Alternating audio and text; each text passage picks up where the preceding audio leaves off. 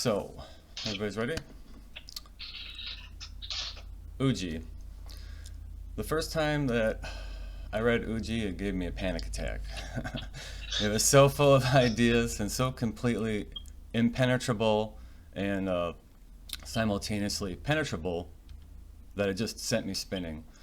I've come back to it over and over again since then, and it's rewarded rereading immensely. This talk is the fruit of around 3 months of intense study of Uji on my part. It was challenging from an intellectual, but also from a practitioner's standpoint. Uji really should be studied and practiced. One thing that became very clear to me is that Uji itself is a koan and should be approached as such. It speaks directly from the Shobogenzo, from the true Dharma eye treasury, from the wisdom the Buddha gained on his enlightenment beneath the Bodhi tree. Uji's trying to crack our minds open so that we can actualize our inherent enlightenment.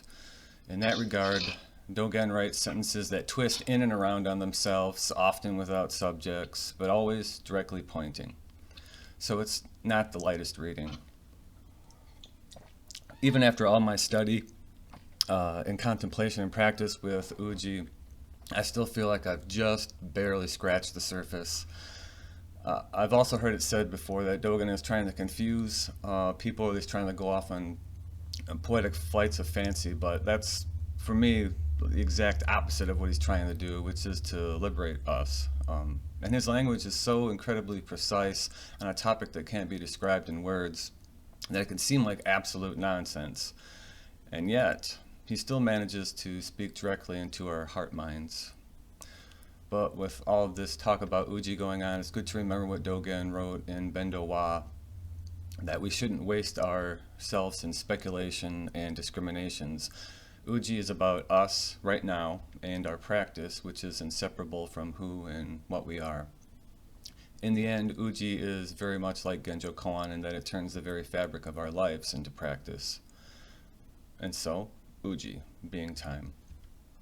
Dogen tells us early on in the fascicle that time itself is being and all being is time.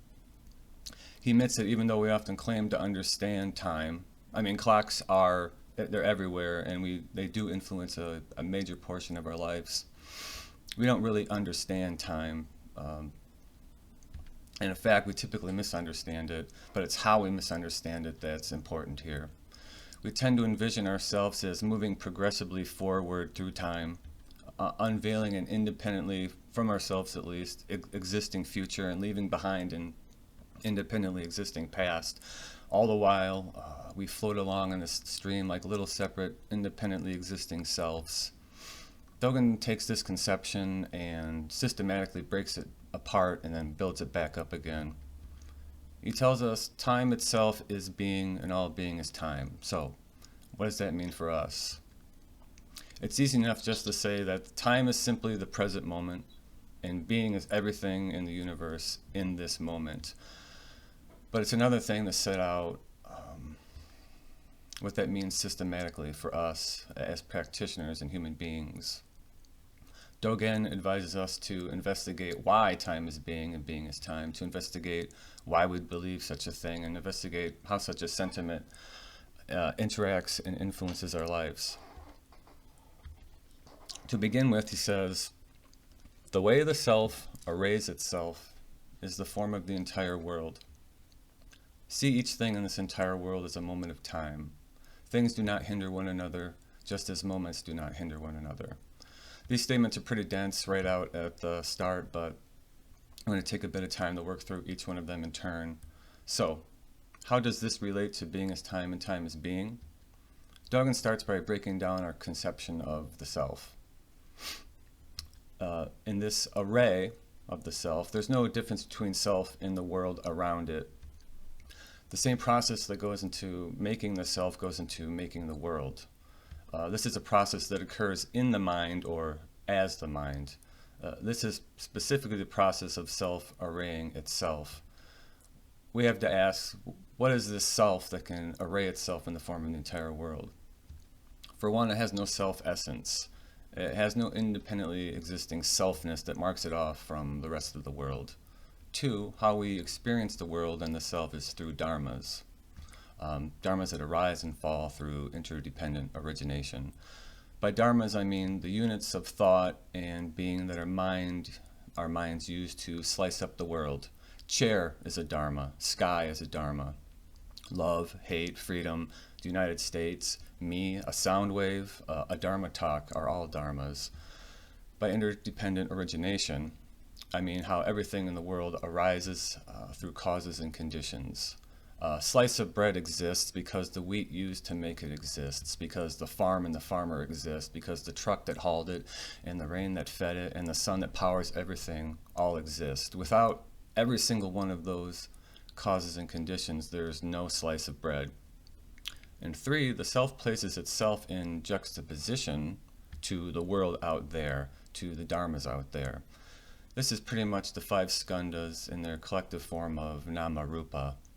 Where the mind proposes an inside and outside to perception, although there is really only perception. This also echoes another one of Dogen's famous lines from Genjo Koan, letting the myriad dharmas come forward and illuminate the self. Here with this array, Dogen is giving these myriad dharmas a structure in space, a structure which is the entire universe, a structure that includes the self. For example, over there we have a window, and then the floor, the air, me, hands, lungs, breath, air, wall, outside again, all forming a grid or an array that defines the structure of the world for me. So this is all good and philosophical, but what does the way the self arrays itself is the form of the entire world mean for us as practitioners? The mind tends to see the shape of this array with the self in the center, and conceive of the world as rotating around this center, around ourselves. Dharmas gain their importance from their relationships to us. My car means a lot to me, but that car over there, not so much. Unless I could acquire it and make it mine, or unless it gets in my way while driving. This is the delusional aspect of self. Dogen is saying that ultimately the self and the world are not separate. They arise together from the same source, from the mind. What we experience is out there is also the self, since it arises in the mind. And conversely, what the self is also out there, because out there also arises in the mind. We're not separate from the world, from other people, from society, from family, work, school. Defining the importance of the world through its relationship to our own self, to our own grasping, is nothing but delusion and will lead us to dukkha, to dissatisfaction and suffering. Dogen then tells us to see each thing in this entire world as a moment of time. At this point, we're still working with our standard everyday definition of time. Later on, Dogen will tell us specifically that as the time right now is all there ever is, each being time is without exception entire time. Or put slightly differently, since there is nothing but just this moment, the time being is all there is. This places Dogen squarely in the only the present moment exists camp. However, being Dogen, he later writes, yesterday's time and today's time do not go away. So how can both of these be true? How can there only be the present moment, but also yesterday's time and today's time don't go away? It comes down to the process of what Dogen calls flowing, when he writes, the time being has the quality of flowing. This isn't ordinary flowing. Typically when we think of flowing, we think of water as moving from here to over there, or from over there to over here. But this flowing is happening right here, right now, as this present moment that's also the entire universe. This makes a difference. He continues, as time is not marked by coming and going, the moment you climb the mountain is the time being right now. Time does not flow from a separate, independently existing future through the present moment off into a separately, independently existing past. He's also more importantly pointing out that the past doesn't simply go away, but that it's still here in a meaningful sense. This doesn't mean that the progressive view of time, the view where time flows from future to past or past to future, isn't useful. Dogen will have more to say on that in a little bit. So, continuing our previous thought, the word that's translated here as flowing has also been translated as passage, passageless passage, seriatim passage, and continuity. A closer but also much less elegant translation would be something like linear passage, discrete succession. So what does that mean? Linear passage, discrete succession. It's Dogen's way of describing how there's now, now, now, now. Each clap is distinct. Each one's a present moment that contains everything.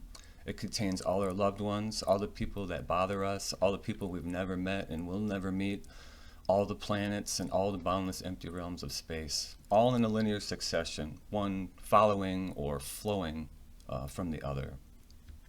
So as a note, Dogen will also contradict or expand on this idea in a pretty interesting way later on in the fascicle. So, this is what Dogen's trying to tell us when he writes, "Do not think that time merely flies away. Do not see flying away as the only function of time. If time merely flies away, you would be separate from time.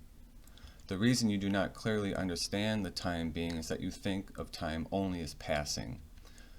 Dogen's saying that time does not pass away. It is, however, in a state of perpetual renewal. Everything is always changing. As soon as you buy a new car, it's slowly getting eaten away by rust. As soon as you get a new job, you find out it's completely different than you'd imagined. This renewal, this change, is interdependent origination. All the causes and conditions functioning together, just like with the slice of bread, causing dharmas to arise and fall away. So when there's only this present moment, how do we account for the apparent flow of time?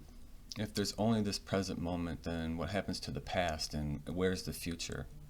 Dogen writes, "Time is not separate from you, and as you are present, time does not go away. As time is not marked by coming and going, linear flow, the moment you climb the mountains is the time being right now." So that's our first clue. Does this time being not swallow up the moment when you climb the mountains and the moment when you resided in the jeweled palace and the vermilion tower? Your times of practice and your times of enlightenment. Does it not spit them out? The swallowing up and spitting out is the key. This is interdependent origination, again, working on an individual and universal scale. So what's all this saying? Dogen's painting a picture of the universe in just this present moment, in a state of constant renewal, of constant impermanence. Each thing, each dharma, is a little aspect of that continual renewal. However, it's not like the past stops affecting you right now, or your ideas about the future don't affect your present as well. Thoughts, ideas, karma, mental formation, objects in outer perception, in inner perception, trees, rivers, mountains, all seem to persist over time. They seem to be able to carry an aspect of the past into the present and often to the future. Or more precisely, they seem to be able to maintain their identity within this constant renewal. So how is that possible? And how does that affect us as practitioners? Take my favorite example, the apple. When an apple forms on a tree, we can say that this a dharma arising through interdependent origination because of all the causes and conditions coming together for the apple to exist. And when we eat the apple, we can say that this dharma has fallen away through interdependent origination because the dharma's never had a self-essence. It, quote unquote, continues on as a cause and condition for other dharmas in the next moment of flowing. The same is true for our thoughts. The same is true for the goals we set, the anger that we show towards others, towards ourselves. And where does this all happen? Only in the present moment. If this is true, then doesn't it make sense to say that there is an apple that's moving from the present and off into the past? Or that the apple does contain some sort of appleness that holds it together for the time that it exists? Or that the grudge we hold today and tomorrow and maybe the day after are real entities that direct our behavior? How is a dharma, and we ourselves as people for that matter, maintain an identity over time if there's only this present moment?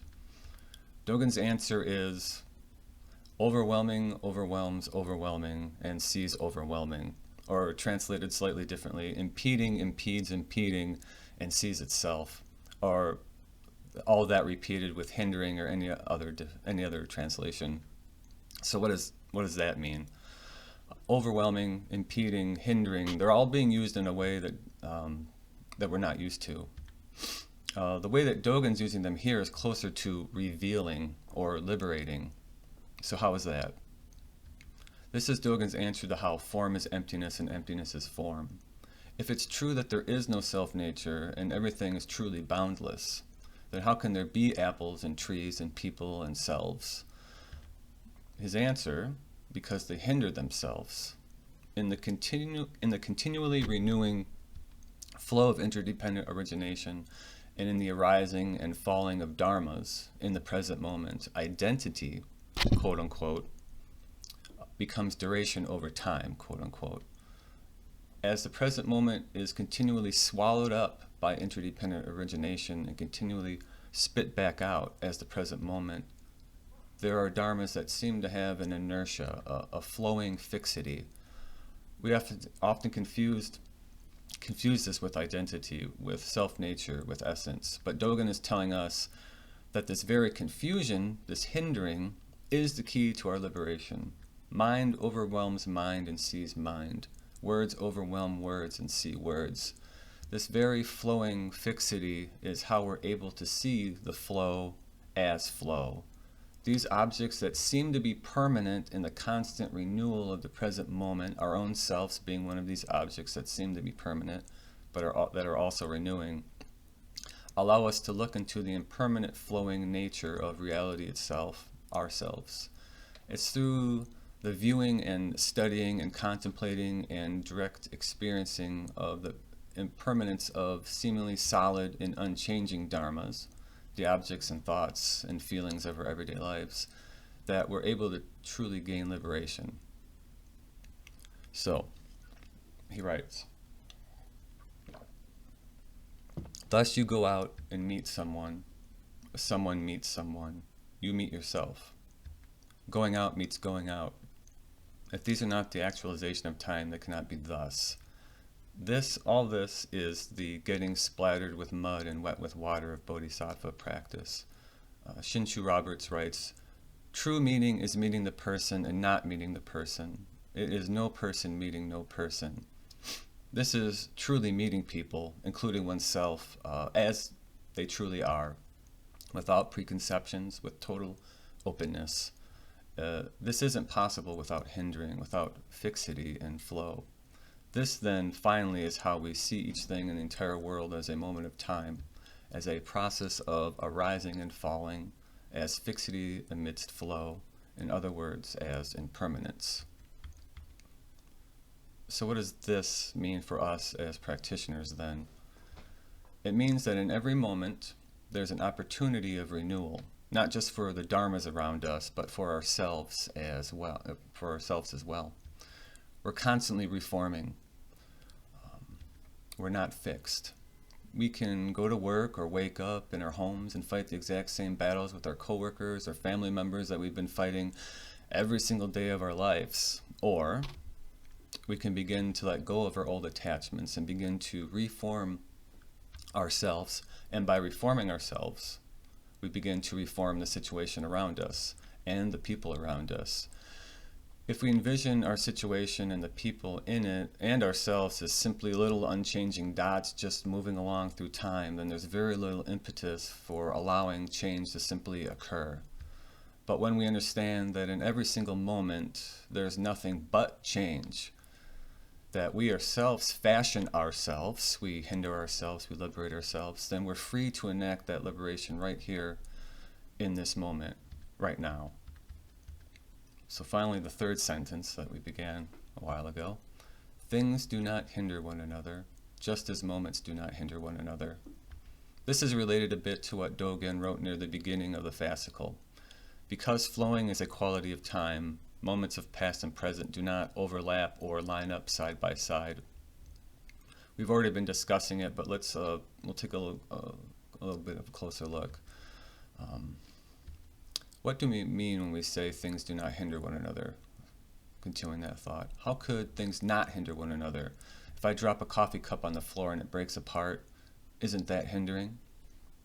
Maybe, but we'll consider this, another sentence from Dogen. The way the self arrays itself is the form of the entire world. The mind constructs the world out of a multitude of dharmas, placing itself, the self, right in the center, right on the inside, and it puts everything else out there. Each dharma looks solid, looks permanent, it looks substantial. A coffee cup is all of these. But if you drop it on the floor, it suddenly disappears.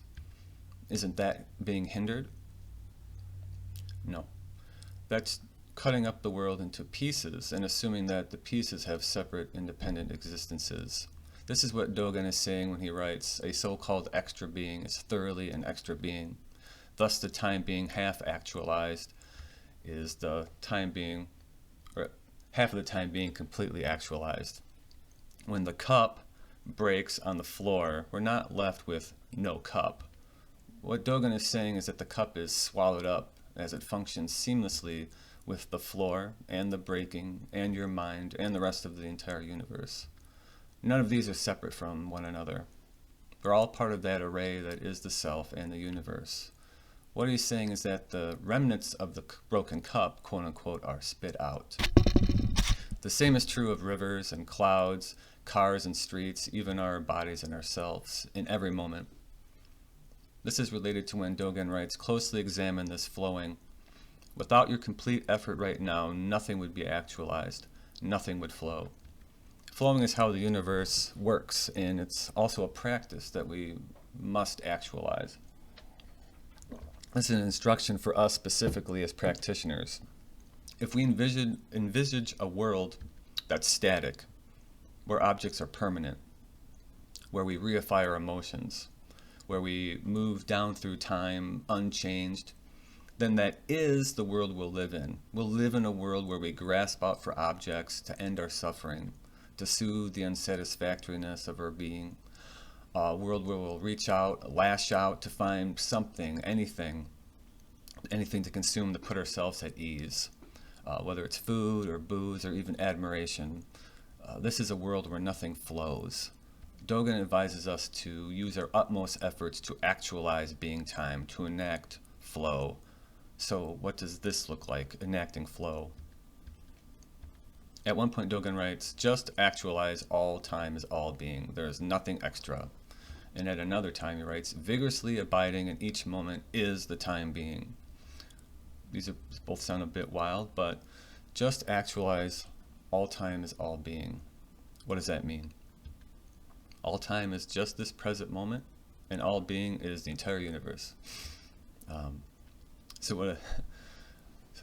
And with vigorously abiding in each moment, Dogen uses the word kapatu pachi, which is a Japanese word for the sound of a fish leaping clear of the water. It's that crystal clear moment when the fish has just broken the surface and hangs motionless in the air. So Dogen is telling us to be right here in the present moment, arrayed in the world, functioning seamlessly with everything and everyone around us, but with the knowledge that what has happened, the past, and what will happen, the future, are still here with us, still influencing us. This is simply facing the present moment as the present moment. This is facing the world without preconception. This is facing a disagreement with a coworker or a spouse or a friend without assuming anything on their part or our part. This is moving over on the highway to let someone else pass. This is pausing for a moment before you react to someone's comment online, in a meeting, during a quiet conversation. This is understanding that yesterday flows into today, understanding that the anger that arises today is linked to the anger that was demonstrated for you as a child or against you or around you. This speaks directly to Dogen's main purpose for this fascicle, which is to lay the theoretical and experiential groundwork for his teaching of practice enlightenment. It can sometimes look so abstract on the page, but everything he's writing about here has direct application to our everyday lives. Images of three-headed, eight-armed demons, embodiments of delusion, and 8 or 16-foot golden Buddha statues, embodiments of enlightenment, are our everyday lives.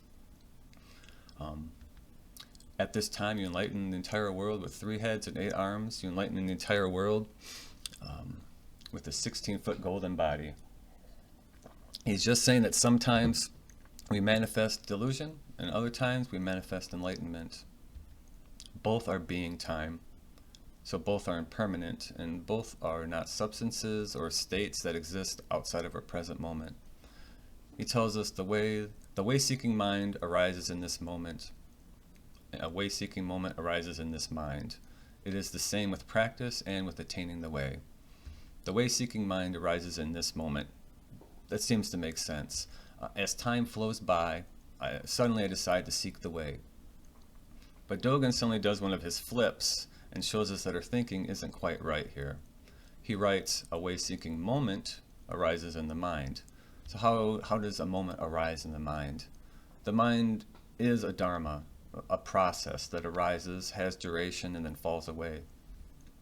Within this process, which is us, a moment arises which is mind as process, we as process, which can be called way-seeking. And so it is the same with practice and with attaining the way. You can recast this by saying a moment of enlightenment arises in practice, a moment of practice arises in enlightenment. The first sentence, a moment of enlightenment arises in practice, makes sense. We're just tiny little selves practicing along when suddenly, boom, we see it. Sitting in zazen, the dharmas are arrayed, the mind unbound from volitional thoughts, fully in the moment. Our directed effort brings forth enlightenment. But that's the important distinction. Our directed effort brings it forth. But Dogen shows us that that's not quite right. A moment of practice arises in enlightenment. During a moment of enlightenment, which is the duration of our lives, a moment of practice arises, a period of practice arises. There's also no self here that brings forth the enlightenment, no self to bring forth our directed effort.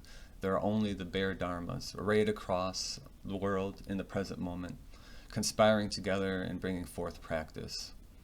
This is easiest to notice when your zazen is just chugging along, body-mind dropped away, and there's no longer you struggling to calm your mind on your mat, but just sitting, or more Dogen-esque, sitting, sitting, sitting, or sitting that sits, sitting. But it's not only then. It's also when we're fully immersed in our work, when we're sitting calmly reading a book, when we're walking briskly up a hill, and it can be when we're struggling on the mat to calm the mind, when we're yelling at our kids, or when we're grumpy in a checkout line. The 16-foot golden Buddha statue is still right there. Enlightenment is right there, being you. And all you need to do is notice, to feel your breath, to observe the rush of emotions, the proliferation of thoughts and reasons and categories. They're also being time. They arise and fall away, being impermanent.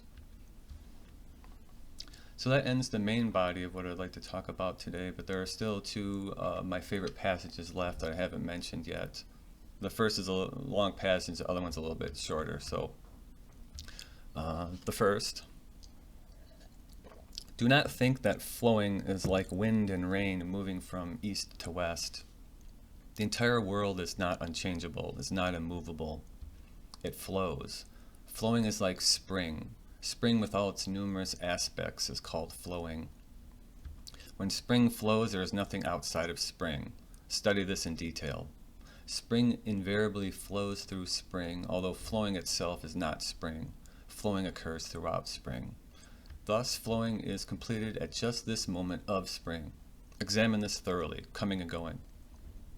In your study of flowing, if you imagine the objective to be outside of yourself, and that you flow and move through hundreds and thousands of worlds for hundreds, thousands, myriads of eons, you have not devotedly studied the Buddha way. So, what is Dogen trying to say to us here? He's saying that flowing is not strictly a linear process. It doesn't move from past to future or future to past. The experience of flowing is contained in the present moment, but it can also move forwards or backwards or within itself. So more on that in the second quote. Dogen goes on to say that the world is impermanent. It flows. What we call spring is a collection of characteristics that we name spring, or give the name spring to. These are its numerous aspects: longer days, the return of birds and bugs, the blooming of flowers, a certain set of dates on a calendar, warmer temperatures, and so on. We give this particular present moment that manifests these characteristics the name spring. But there is no essence of spring, no springness that makes any particular time spring. There's only the flowing of the present moment. There's only the flowing that is us. Everything that Dogen says about spring is true about ourselves and the world. He's telling us to study this flowing, but not to imagine that our study means that we're separate selves, reincarnating over uncountable eons of time through uncountable lives. He's telling us that enlightenment is right here and right now. It is this flowing, that this constant renewal of the present moment through interdependent origination characterized by impermanence. The second sentence is one of those that confused me incredibly for a long time after I first read Uji. So it goes, so-called today flows into tomorrow, today flows into yesterday, yesterday flows into today, and today flows into today, tomorrow flows into tomorrow. Simple enough, right? I've heard people say this passage is Dogen telling us that time is non-linear, and they're right. However, Dogen is speaking very precisely about flow right here. And what is he telling us? We have to remember first that Dogen's said over and over that there's only the present moment that's impermanent and constantly renewing. What we consider the past, quote unquote, still remains here, hindering itself. When yesterday flows into today, we're embodiments of the past. We hear a mother's voice or remember a bully from the playground. We catch ourselves acting like our parents, or we catch our children acting like us. When today flows into yesterday, during meditation, we suddenly realize that we'd been at fault in an argument we'd had days ago. We'd completely misunderstood a friend or a spouse, a coworker or a neighbor. Or we suddenly see clearly how something hurtful we'd said to a stranger was motivated by deep strands of karma flowing back to childhood or beyond. When today flows into tomorrow, we work and sweat, save money for retirement, or spend our evenings on the computer working towards a degree we hope will provide a more comfortable life for us and our families. Or when tomorrow flows into tomorrow, we daydream of plans that will never come to fruition, that business will never start, that rendezvous with a lover that will never come to pass. When today flows into today, we're right here, right now, at every moment, moment after moment, constantly renewing and characterized by impermanence. So those are my two favorite passages. With that, the talk is drawing to an end. So there's so much more of what Dogen wrote about in Uji, and so much more that could be said about what we've already talked about. But I'd like to conclude with Dogen's final sentence from the fascicle, which is his final thought for us, his final instruction. Thus, to study thoroughly coming and going, and to study thoroughly arriving and not arriving, is the time being of this moment. He's telling us to thoroughly study the coming and going, the arising and falling, the impermanence of dharmas, including the self, in this very moment. And to study the arriving and not arriving, the being present and not being present of enlightenment, the fruits of practice. This is the time being of this moment. All of these things are right here, right now, functioning seamlessly, whether we realize it or not, whether we manifest it or not. This is Zen practice. If we don't actualize our practice, then we'll simply live in a world that's bounded by our delusion, never seeing into our true nature, never being free of suffering. Our Buddha nature, our enlightenment, is available to us in every moment, but we simply have to practice to confirm that enlightenment. To seek to know it, to study it, is our practice, is Uji, is the time be. Thank you.